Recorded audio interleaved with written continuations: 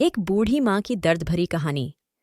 5 साल हो चुके थे बेटे को अपना घर छोड़कर विदेश में बसे हुए। इन 5 सालों में बूढ़ी माँ और ज्यादा बूढ़ी हो गई थी, लेकिन उसके बेटे ने एक बार भी माँ को याद नहीं किया। 75 वर्ष की उम्र में करिश्मा देवी की याददाश्त काफी कमजोर होती जा रही थी। उन्हें रोजमर्रा की चीजें याद न रहती, लेकिन जो उन्हें हमेशा याद रहता वह था उनका बेटा कुमार। दिन हो या रात एक पल भी ऐसा ना होता जब उन्हें अपने बेटे कुमार की याद ना आती। लेकिन उसके बेटे का तो माँ का याद ही नहीं है। दूसरी तरफ बेटा था जो साल भर में एक आध बार अपने माँ को फोन कर लिया करता और 1-2 मिनट से ज्यादा बातें भी ना किया करता। फिर भी यह बूढ़ी माँ टकटकी लगाए अपने बेटे का इंतजार करती रहती। एक दिन बेटे कुमार का विदेश से फोन आया। हेलो हेलो, सुन रही हो ना माँ? कुमार बोल रहा हूँ, तुम्हारा बेटा। कैसी हो माँ? मैं ठीक हूं बेटा, तुम बहू और मेरा पोता कैसा है? माँ ने पूछा। सब अच्छे हैं माँ। मैं अगले हफ्ते गांव आ रहा हूं माँ, तुम्हें लेने। अब हम सब साथ में ही अमेरिका में रहेंगे माँ। तुम्हारी बहू कह रही थी माँ को यहां पर लेकर आओ, बेचारी अकेली वहां परेशान होती होगी, बेटे कुमार ने कहा। माँ की बढ़ी सूखी आंखें आंसुओं से भीग गईं। उसके कमजोर शरीर के नस नस में खुशी की लहर दौड़ गई। बेटे और बहू का अपने प्रति प्रेम देखकर माँ का मन खुशी से भर आया। बेटे ने आगे कहा, माँ तैयार रहना माँ, मुझे ज्यादा दिन छुट्टियां नहीं हैं। जिससे जितने पैसे लेने हैं लेकर रखना, तब तक मैं प्रॉपर्टी डीलर से बात कर लेता हूँ घर के लिए। माँ ने पूछा। हाँ माँ, गांव का घर हमें बेच देना पड़ेगा।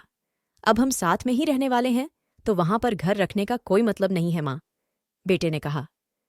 बुढ़ापे की वजह से ठीक से चलने में असक्षम माँ ने पूरे मोहल्ले में घूम घूम कर अपनी इस खुशखबरी को सबको सुनाया। सभी को खुशी हुई।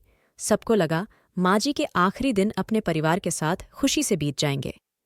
घर वापस आकर माँ ने अपने घर के कोने कोने को ऐसे देखा जैसे वह अपने दूसरे बेटे को देख रही हो।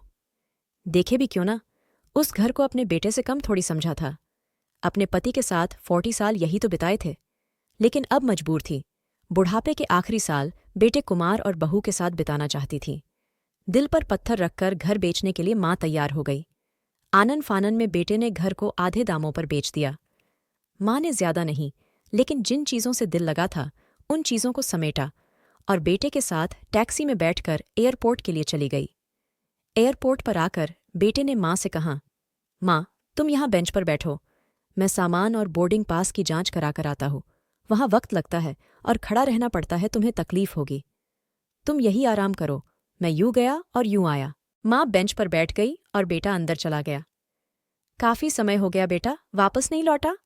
माँ सोचने लगी, ज्यादा भीड़ होगी इसलिए देर लग रही होगी। अंधेरा होने को आया, अब तो लोगों की चहलकदमी भी कम होने लगी। माँ को अब चिंता होने लगी। एक कर्मचारी ने आकर पूछा, किससे मिलना है माँ जी आपको? यहां पर क्यों बैठी है? डरती हुई आवाज में करिश्मा देवी बोली, मेरा बेटा अंदर सामान की जांच कराने गया है। अमेरिका जा रहे हैं हम। क्या नाम है माँ जी आपके बेटे का?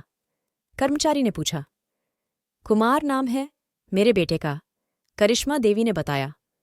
कर्मचारी अंदर गया और थोड़ी देर बाद बाहर लौटा।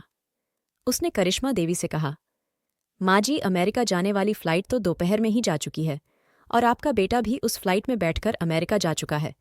अब आपके यहाँ बैठने का कोई मतलब नहीं है, आप भी अपने घर चली जाइए। क्या जा चुका है और मैं घर जाऊं? घर? माँ की आंखों से आंसुओं के सैलाब उठने लगे। जैसे तैसे माँ करिश्मा देवी घर पहुंची, जो अब उसका था ही नहीं, बिक चुका था। वो वही बरामदे में तुलसी के पास सो गई।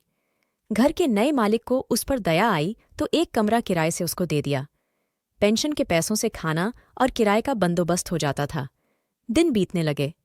कुछ दिनों बाद घर के नए मालिक ने करिश्मा देवी से कहा, माँ जी आप अपने रिश्तेदारों के यहाँ पर जाकर क्यों नहीं रहती है? इस उम्र में आपके लिए वही अच्छा होगा। अच्छा तो होगा, लेकिन अगर मेरा बेटा कुमार वापस आया तो उसका ख्याल कौन रखेगा? मेरा बेटा बहुत भोला है, उसे अपना ख्याल रखना बिल्कुल नहीं आता। मैं कहीं नहीं जाऊंगी, क्या पता कब उसे मेरी जरूरत पड़ जाए, माँ ने कहा। दोस्तों सच बता रहा हूं, माँ की ऐसी बातें सुनकर मेरी आंखों में आंसू आ गए। किसी ने सच ही कहा है, पूत कपूत हो सकता है, लेकिन माता कभी कुमाता नहीं होती। दोस्तों, आप सभी से हाथ जोड़कर विनती करता हूँ, अपने माता पिता की जितनी हो सके सेवा करना, उनके साथ कभी बुरा बर्ताव मत करना। आशा है आपको इस माँ की कहानी पसंद आई होगी। ऐसी ही कहानी पढ़ने और सुनने के लिए हमें सब्सक्राइब अवश्य करें। धन्यवाद।